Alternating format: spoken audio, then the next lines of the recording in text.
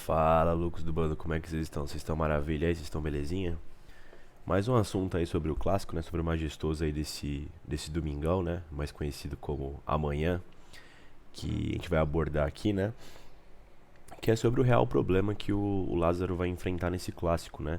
É claro que tem algumas questões aqui que já é um consenso para todo mundo, né? Do que o Corinthians vai colocar em jogo amanhã, que acho que são basicamente quatro questões, né? Três e a quarta vai entrar no tema que eu quero entrar, né? O Corinthians não vem jogando bem fora de casa. Não é uma questão dessa temporada, é uma questão das últimas temporadas. O Corinthians, a maior parte do tempo, é um visitante que não incomoda o adversário, né? Tende a morrer muito rápido na partida. E agravando isso, não vem jogando bem os clássicos, principalmente os clássicos aqui da cidade de São Paulo, né? Então, ano passado não conseguiu vencer o São Paulo nem o Palmeiras. Fora a dificuldade de vencer o São Paulo mesmo, né, no Morumbi. Vamos fazer o que? 5, 6 anos aí que a gente não vence no Morumbi, não vence desde 2017.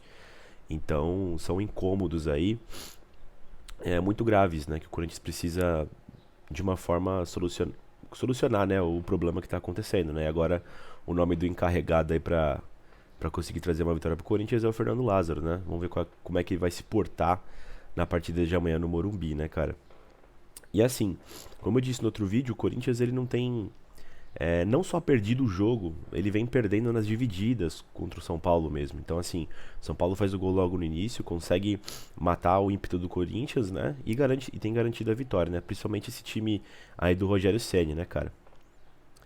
E aí, cara, o quarto ponto, né, que são esses três, né? O Corinthians não vence fora de casa, o Corinthians não tem vencido os seus clássicos, né? E o Corinthians não tem vencido o São Paulo, né? E aí o quarto item, cara, são marcações individuais que o Corinthians não tem passado, né? Eu vi os jogadores do Corinthians reclamando contra a Inter de Limeira, que fizeram uma marcação individual em alguns jogadores. Eu acho um pouco curioso, porque essa marcação individual é um negócio meio antigo, né? E nem todos os times fazem isso, né? Porque a maior parte do tempo não dá certo, né? Agora as marcações por zona têm tomado conta, né, dos grandes times, das grandes competições, né? E o Corinthians sempre cai nisso. Eu lembro que ano passado teve alguns jogos que teve marcação individual no Willian, no Renato Augusto, e pô, o Willian era um puta driblador, não conseguia fazer nada, né? Então isso me incomoda um pouco. Como é que um negócio tão básico, né, pode dar certo contra o Corinthians, né? E entrando nesse tema, cara, a minha preocupação, né, o real problema, acho que o Fernando Lázaro vai encontrar pra esse clássico, é fazer o Renato Augusto jogar. Por que eu digo isso, cara? Os últimos clássicos contra o São Paulo, que o Renato esteve em campo, o Rogério Ceni conseguiu com seus jogadores anular o Renato. Marcação individual, teve um jogo, não sei se foi o Nestor ou o Igor Gomes, ficou o jogo todo em cima do Renato Augusto, ele não conseguia fazer nada, marcação agressiva nele, né? E claramente era instruções ali do Rogério, enfim, da comissão do São Paulo lá, pra neutralizar, né, o Renato Augusto, que é o melhor jogador do Corinthians, né?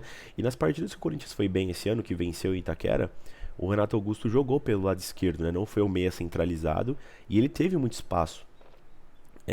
E uma das alternativas que o Lázaro encontrou foi colocar o Adson na frente dele, né? Como meia centralizado, muitas vezes ele era o cara ali com a primeira marcação agressiva e o Renato vinha por trás, né? Eu tenho certeza que o Rogério não é trouxa, ele deve ter visto jogos do Corinthians, né?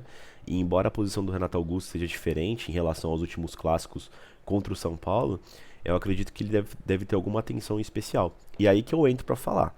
Ou o Lázaro vai ter que sacrificar o Renato Augusto e encontrar uma outra forma, tipo, atrai o São Paulo pro Renato Augusto, não sei, e encontra outras soluções, ou ele vai ter que fazer algum tipo de pegadinha, de armadilha, para conseguir soltar o Renato Augusto.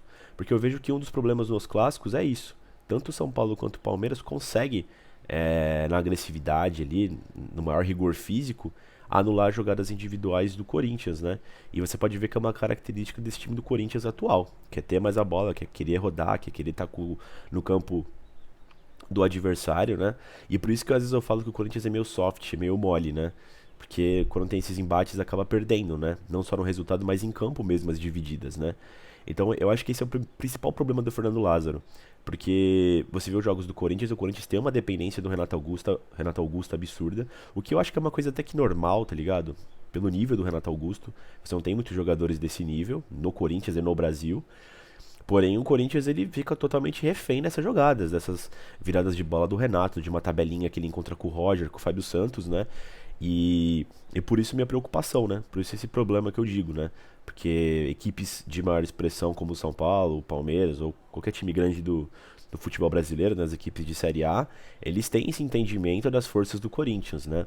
Então, eu quero muito ver como é que o Corinthians vai se portar no Morumbi, né? Tem a vantagem física, o São Paulo jogou na quinta, né? Eu até falei isso no outro vídeo, o Corinthians na terça. E vamos ver como é que o Corinthians consegue sair da mesmice, né? Nos clássicos, né? Que vem sendo anulados, né? Enfim, pessoal, foi mais pra comentar esse assunto aí do.